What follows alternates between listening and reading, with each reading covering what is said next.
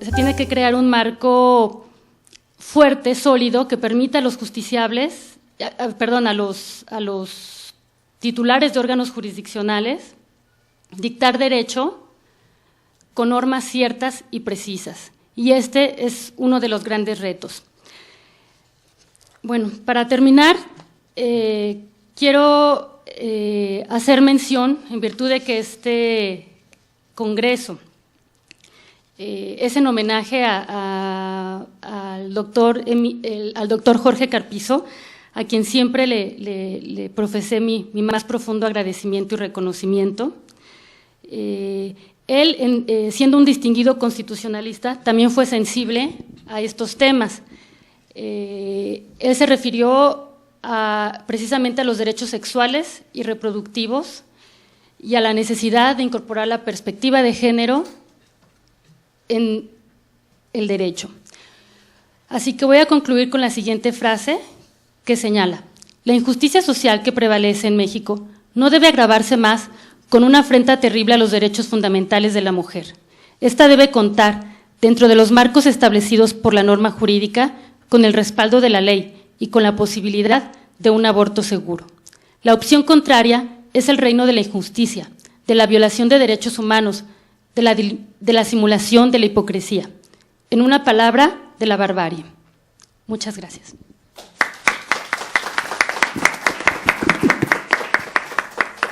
Muchas gracias a Carol por su presentación, en la que nos llevó por un recorrido de lo que es el género, cómo en México los criterios son aún muy endebles debido a que la Suprema Corte de Justicia de la Nación todavía está en espera de los nuevos resolutivos. Nos recuerda también cómo el feminismo, a diferencia del machismo, busca la igualdad y cómo en México es necesario que el Poder Judicial se enfrente a las leyes no armonizadas, a los estándares internacionales, para lograr una seguridad jurídica de las personas que acceden al sistema de justicia en casos de género. Muchas gracias, y a continuación voy a presentar a la magistrada María Guadalupe Molina Covarrubias, también de México. Ella es magistrada del 16º Tribunal Colegiado en Materia Administrativa del Primer Circuito y hoy estará compartiendo con nosotros la ponencia Género, Igualdad Sustantiva y Control de Convencionalidad.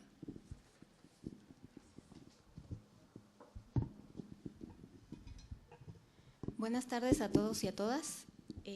Primero quiero agradecer a la Academia Mundial de Justicia Constitucional el que me permitan participar en este evento, sobre todo al doctor Vicente Fernández y al maestro Enrique Carpizo.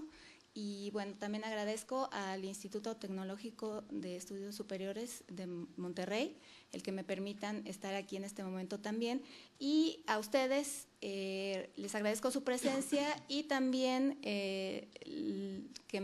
me atiendan, que me dispensen si abuso un poco de su tiempo.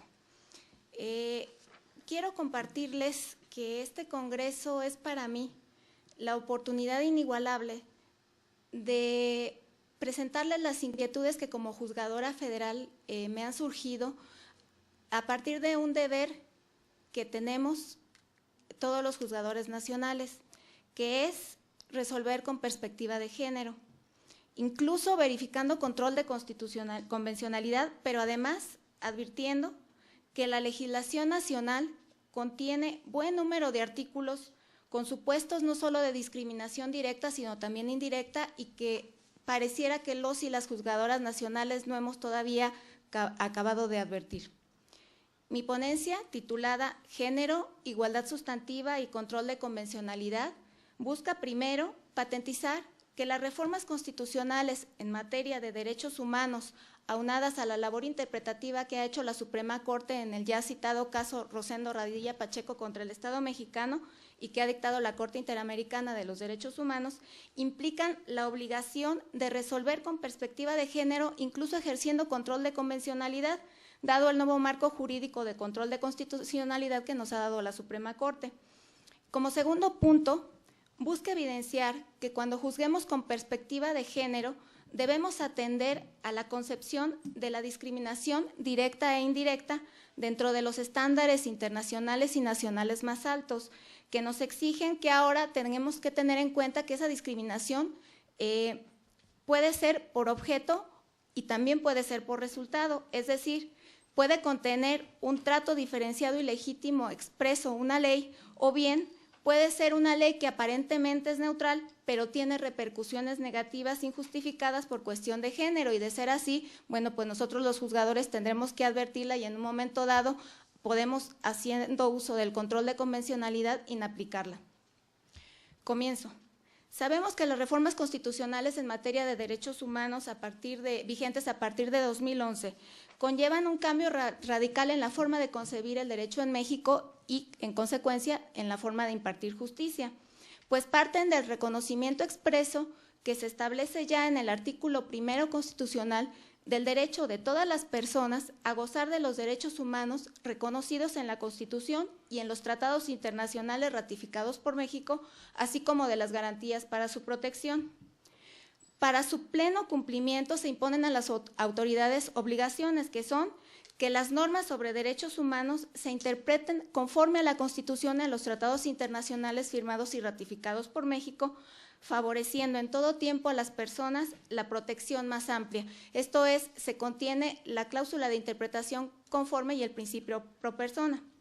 Y segunda obligación, que en su ámbito competencial promuevan, respeten, protejan y garanticen los derechos humanos conforme a los principios de universalidad, interdependencia, indivisibilidad y progresividad. Es en este contexto de reforma constitucional que la Suprema Corte analiza cuáles son las obligaciones del Poder Judicial en relación con la sentencia condenatoria dictada en el caso Rosendo Radilla Pacheco contra el Estado mexicano por la Corte Interamericana. Y luego de reconocer la jurisdicción de esa Corte como obligatoria para el Estado mexicano y en consecuencia para el Poder Judicial, nos dice que cuando el Estado mexicano es parte en una controversia internacional de la que conoce la Corte Interamericana, sus resoluciones tienen que acatarse y son obligatorias porque constituyen cosa juzgada, lo que así no sucede cuando emite resoluciones en otro tipo de asuntos y que considera la Corte que son solo criterios orientadores, pero que ahorita sabemos que está todavía esa situación en situación de decisión por parte de la Suprema Corte, porque están analizando ese punto precisamente en este momento. También nos dice la Corte que la obligación del Poder Judicial derivada de esa sentencia es que las juezas y los jueces nacionales verifiquemos un control de convencionalidad ex oficio en un nuevo modelo de control difuso de constitucionalidad,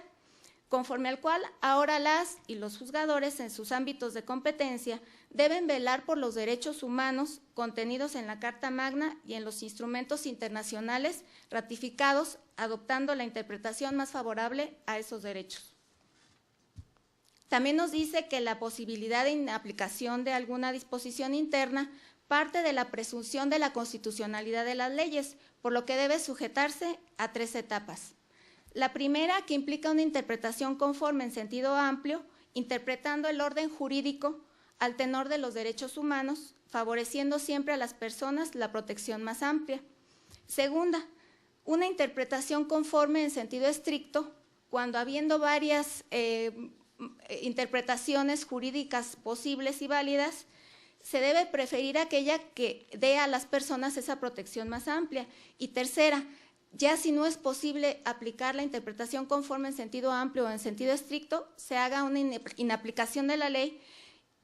y luego nos destaca que esa situación no vulnera ni la división de poderes ni el federalismo, sino fortalece el papel de las y los jueces por ser el último recurso para asegurar la primacía y aplicación de los derechos humanos. Con este sustento, yo sostengo que tenemos la obligación los juzgadores nacionales de juzgar con perspectiva de género, porque esto encontramos el sustento en las siguientes consideraciones.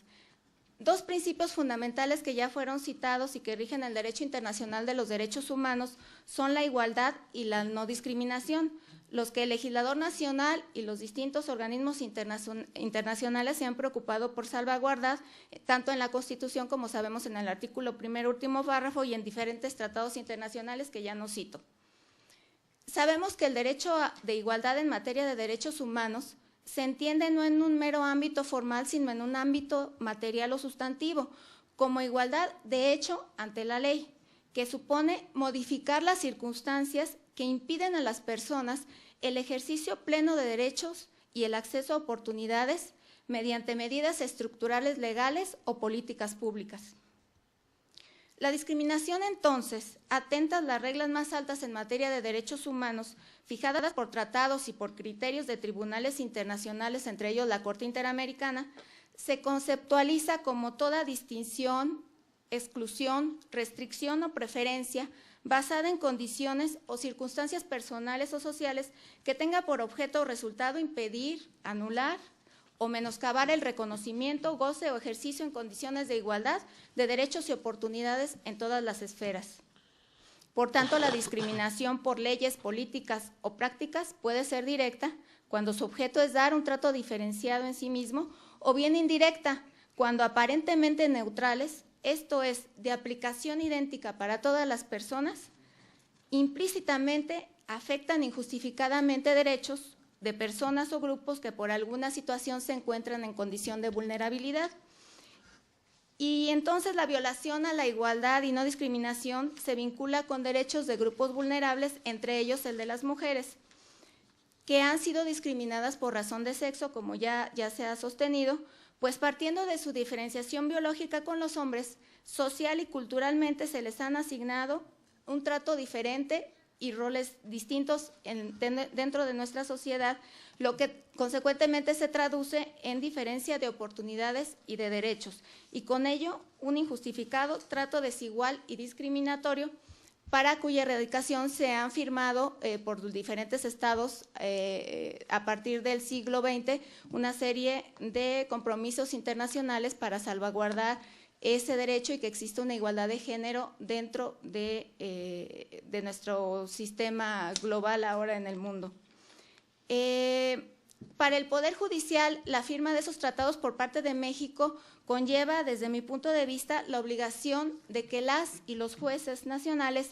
al aplicar una ley, veamos si genera trato diferenciado, injustificado por cuestión de género, ya sea por objeto o bien por resultado. Esto es, examinemos si expresamente contiene trato diferenciado y legítimo o si, aunque aparentemente neutra, tiene repercusiones negativas o injustificadas por cuestión de género, y de ser así, en nuestro ámbito de atribuciones, apliquemos mecanismos de compensación permitidos como el control de convencionalidad, según ya les dije.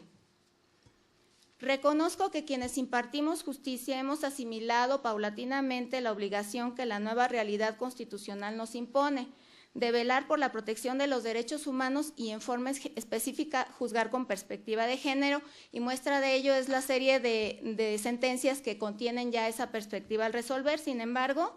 considero todavía existe un gran camino por andar que implica, entre otras cosas, no sensibilicemos de los alcances que en el contexto de esos derechos tiene el concepto de discriminación. La revisión a las distintas tesis y criterios jurisprudenciales emitidos por los órganos jurisdiccionales del Poder Judicial de la Federación, entre ellos las propias del Alto Tribunal, evidencia que si bien es encomiable el incremento en el número de resoluciones que contienen perspectiva de género, lo cierto es que en su gran mayoría el estudio y declaración de la inconstitucionalidad o inconvencionalidad de alguna norma se sustenta en supuestos de discriminación directa, no así en supuestos de discriminación indirecta. Ello, pese a que la legislación nacional contiene una serie de disposiciones que sí en su interior tienen esa discriminación por resultado. Y como mero ejercicio demostrativo en mi ponencia, cito algunas disposiciones escogidas al azar, y una de ellas es la contenida en el Código Civil para el Estado de Chiapas, que en su título quinto, capítulo segundo, relativo a los requisitos para contraer matrimonio, prevé el artículo 144 que dice: cualquier condición contraria a la perpetuación de la especie o a la ayuda mutua que se deben los cónyuges se tendrá por no puesta. La repito. Cualquier condición contraria a la perpetuación de la especie o a la ayuda mutua que se deben los cónyuges se tendrá por no puesta. En mi opinión, la pretensión de neutralidad de esta norma, al establecer como sujeto a los cónyuges, evitando hacer referencia expresa así al hombre y a la mujer, no es sino aparente, porque conlleva implícita discriminación indirecta o por resultado hacia la mujer, pues siendo evidente que por su condición fisiológica es ella la que está encargada de procrear a los hijos, este precepto implica que la mujer durante el matrimonio no podrá hacer uso libremente de sus derechos reproductivos e incluso el hombre, con base en este artículo, puede privarla de ellos exigiéndole que perpetúe la especie, lo que en consecuencia implica una concepción desigualitaria y por tanto discriminatoria por mermar la libertad e independencia de las mujeres. Así como conclusión de mi ponencia, sostengo que juzgar con perspectiva de género, incluso haciendo uso del control de convencionalidad, después de las reformas constitucionales en materia de derechos humanos y de la labor interpretativa verificada por la Corte, constituye una obligación inaplazable para las y los juzgadores nacionales, quienes en el ámbito de la discriminación directa e indirecta por razón de género, debemos convertirnos en auténticos guardianes de los derechos humanos para contribuir a la consecución de una sociedad más justa. Gracias.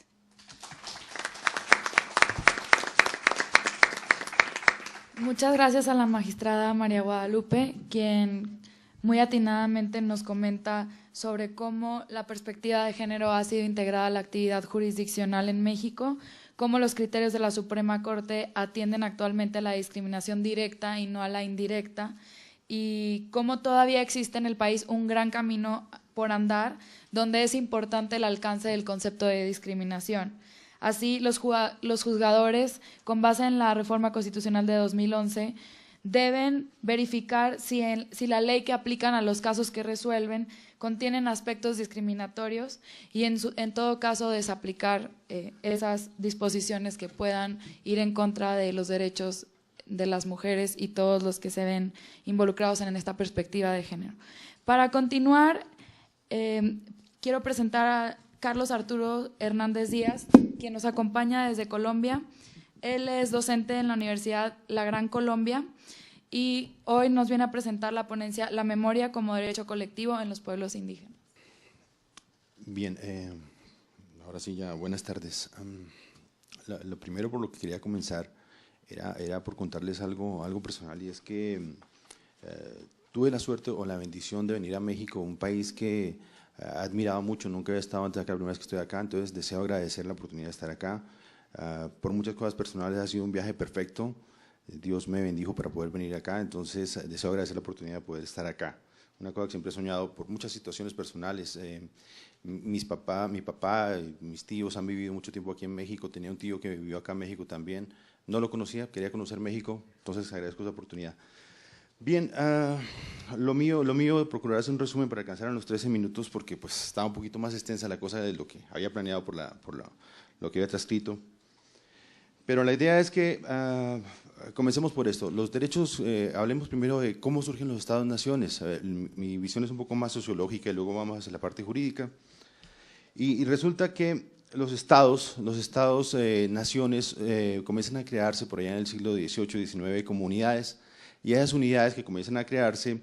hacen que todos los grupos que pertenezcan a ese mismo estado sean una sola unidad. No nos importa cómo viven ellos, no nos interesa para nada cómo viven ellos, sino que son una sola unidad, en la cual se centra principalmente en un etnocentrismo, es decir, el poder va a ser únicamente por parte del individuo. Y no nos va a importar discriminación en esas cosas. Las personas que trabajan las visiones de multiculturalismo, la principal crítica que se les hace a ellos es decirles, bueno, pero es que si existe una sola ley para todo el mundo, entonces ¿cómo puedes hablar de diferentes tipos de leyes? Entonces lo primero que hay que decir es que las colectividades, y aparte de todo ese problema que tenemos con una sola nación, resulta que antes de eso ya existían unas colectividades, una serie de grupos establecidos en los territorios con unas tradiciones diferentes y que procuramos sumar en una sola. Entonces, desde ese punto de vista, si uno se pone a pensar, el problema que tenemos en este caso es que ya tenemos cada uno con diferentes tipos de derechos. Por un lado estarían los derechos de las personas que son autóctonas de una determinada región, propias de una sola región,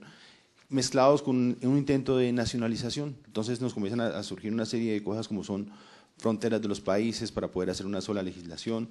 y discriminarnos unos a otros y comenzar a pensar en la famosa frase ese de todo tiempo pasado fue mejor. Entonces, ¿cómo hacemos para establecer comunidades? A través de tener vínculos afectivos, a través de tener emociones que nos den una cohesión así, identidades a través de algo que nos identifique como un determinado país. En el caso de ustedes, por ejemplo, me he observado que los arraigos culturales de ustedes respecto a una posible memoria colectiva lo hacen en la parte histórica. Me fijaba mucho que todas las calles tienen nombres históricos para ustedes. En nuestro caso la cuestión es más sencilla, nosotros vamos por números y se acabó, ¿no? Carreras, calles y ya, en Colombia es así. Pero en el caso de ustedes el arraigo tiene que ver con la historia. Y lo que yo estoy proponiendo, o la idea de lo que estoy hablando, que a la larga es mi trabajo de investigación, es sobre cómo esa memoria nos hace arraigar y dar un derecho totalmente diferente al común, unificado de un solo Estado. Bien, en el caso de Colombia, lo que vamos a hablar es de una concepción única de vida. Para esa concepción única de vida voy a utilizar una definición de un señor que se llama Hoff, y Hoff dice que hay que reconocer primero que todo al otro desde su propia concepción de vida humana y desde ahí probablemente se reconozcan las propias instituciones, es decir, en mi caso los indígenas, cada uno tiene propias instituciones, esas instituciones hacen que cada uno se reúna alrededor de esas instituciones y podamos crear un derecho diferenciado para las diferentes comunidades. Esa concepción universal que se creó después de la Segunda Guerra Mundial, ustedes saben todo lo que surgió después de la Segunda Guerra Mundial, se habla de un derecho internacional, de algo que nos afecta a todos los países latinoamericanos actualmente, de hablar de una única visión posible de economía, hace una visión del hombre como única fuente del derecho en este caso, y un hombre que se hace de tipo universal y no diferenciado. Eso lo llamaremos una doctrina occidental. La doctrina occidental es la que mayoritariamente se ha aceptado que es un carácter individual y por esa razón se reconocen los derechos desde el punto de vista individual, no colectivos. Es decir, no habrían derechos colectivos de minorías étnicas, no es posible porque nosotros tenemos siempre es una unidad individual de persona a la cual se le da determinados derechos. El reconocimiento de las identidades culturales, incluyendo la memoria colectiva, que es mi tema principal de esta ponencia, de los pueblos indígenas, está legitimado desde el surgimiento, desde las colectividades en las que la existencia de los apegos, valores, principios, hace parte de la misma vida del pueblo como un todo y desde su vulneración que atenta contra la integridad, la existencia de los mismos pueblos indígenas. Es el concepto del mismo Joseph Raz que dice que hay que apropiarse de las cosas